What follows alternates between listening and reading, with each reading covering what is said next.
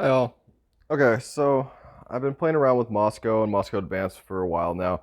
I'm going to do my first attempt at Moscow Advanced Beginner 5 bot, or just my first 5 bot in general.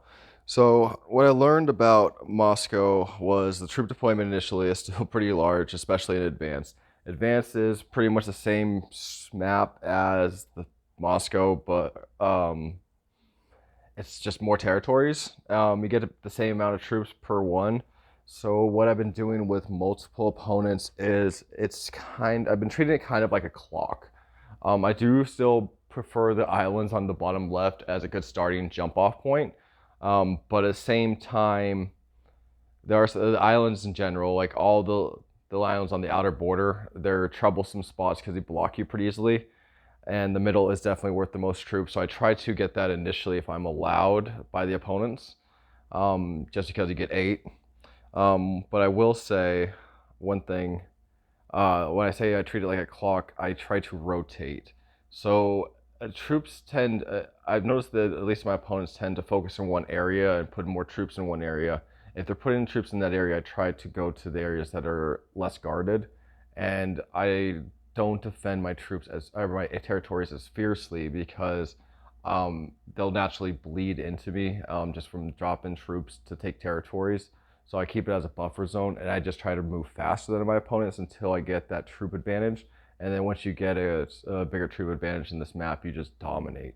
So yeah, that's kind of how I've been playing this map, and it's been working for multiple opponents, at least with the bots.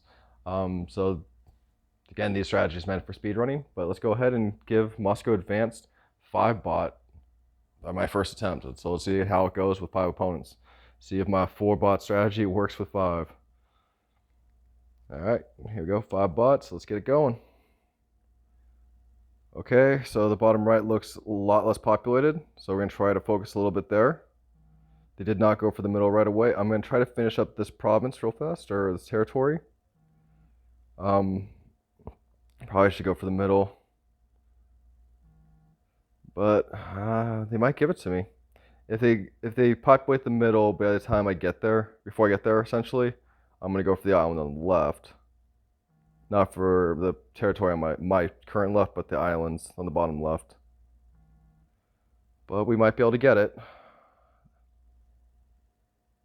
Notice this like with beginner not so much. Beginner is more random. Like they just like place territories randomly, so it's not the fastest mode.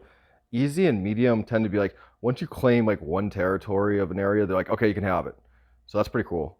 But beginner, like I swear their placement's random. Okay, we got the middle. We're not gonna be able to get the island, unfortunately. Um that's not bad. So we're gonna probably push south. That's most likely probably what's gonna happen.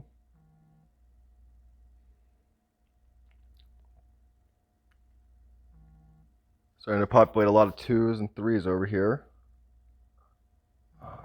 I do go third, but green and yeah, green's getting kind of crazy out here. So well, yeah, we're still gonna go push south because I'm gonna try to get those islands. Because purple should do something.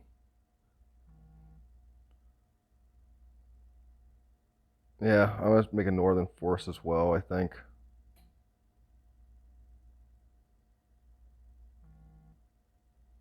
I'm one defense against purple. See what happens. Hey, let me have it. Cool. We're gonna do this then. So we're gonna start pushing south, but being that they fortified a little bit here, we're not gonna push too heavy. So we're gonna focus our push more north. So I'm in by like a clock. So you just kind of go where it's the least defended, and you just try to fill up a territory because each territory is worth an insane amount of troops. Oh, I didn't get it. Oh well. We'll fortify it.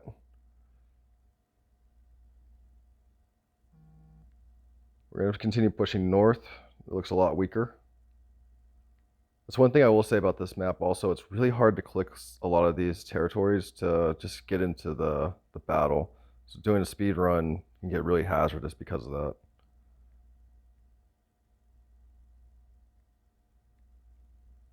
All right. We do need to reclaim the middle first, though. It's worth too much. I don't think we'll be able to make it. We have a chance. Oh. Okay. It's not bad. And see, that's what I mean by I get that troop deployment. It just gets ridiculous. And it's only going to get worse from here for them.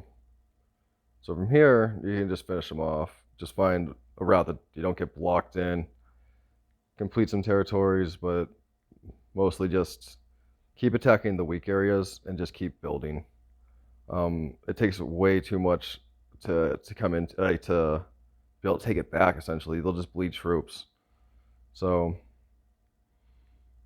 like I said, I just think of it as a clock. And it's a race to who gets those initial big deployments. As soon as you get those like 10, 12s, if you're the first one to get one of those, then you just can decimate everyone. Anyone that's going after you after that point, even if they have big territories, you can cut so far across the map if you're the first one to do it. And then at that point, it's game over. But I mean, granted, it's beginner, so they're not, playing well. They're not trying to actually break into me. But the concept still applies. They have to, instead of using like a couple territories to buffer your bonus areas, you're using bonus areas to buffer other bonus areas. But if you can hold even just one bonus area for a round or two, yeah, it's game. Being in a speedrunning context, I go for the most, and that's usually the middle, because it's still only on, 6, I think it is. And it had one of the blockers there from the winners or the blizzards. So it just made sense to go for that. The bottom one, on the 7 on the bottom, is next biggest, but it's just not as easy to hold. There's too many ways into it. So I tend to avoid that. The 6s and the 5s are where it really make you. The 5s are easier typically to hold, so I usually try to start with one of those, especially if they have one of the blizzards in it. And again, if you can get the middle, it's nice. The bottom left, what's called the islands, are great because they're like Australia. There's only 2 entrances to them, and what I really like about them is you have that left one that you can jump off from, and then just island hop to all the other islands. So you can just go jump across the map really fast, or you can go to the right and just start to island hop into the right. So if you see a weak, territory across the map, you can actually make it from those little islands. That's why I love them. So that's a really good place to start from. But let's just go a quick overview real fast of Moscow. So basically in Moscow Advanced, when you're playing with lots of opponents, just find the weak points, because typically, like I said, opponents need to defend areas, and they get, how I put it, very target focused. So they focus on one target area a lot, and they start focusing troops there. Well, the problem with Moscow is there's such big bonuses and such big troop deployments if you have territories. If you don't, you're getting 3, 4, 5. I mean, you're not going to be able to do jack with that. You won't even be able to even clean up what your opponent did to your, you won't counter. You're not even planning a counterattack. You're just trying to rebuild, and you're not going to usually be able to do that with that little troop deployment. So if you can get a bonus territory and then push into another weaker one and get a second bonus territory, you might lose one.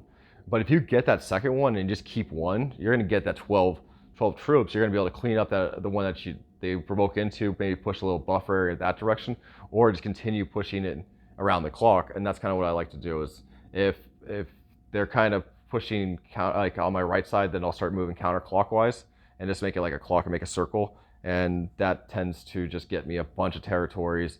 They might grab 1 or 2, start pushing into them, but at the same time, if I'm getting 1 or 2 territories extra, then I win the game. So it's kind of a fast-moving map. Just kind of there's not a lot of corners in this map, so treat it, like I said, treat it like a clock. So if you're being attacked, it might be better to lose ground to take new ground.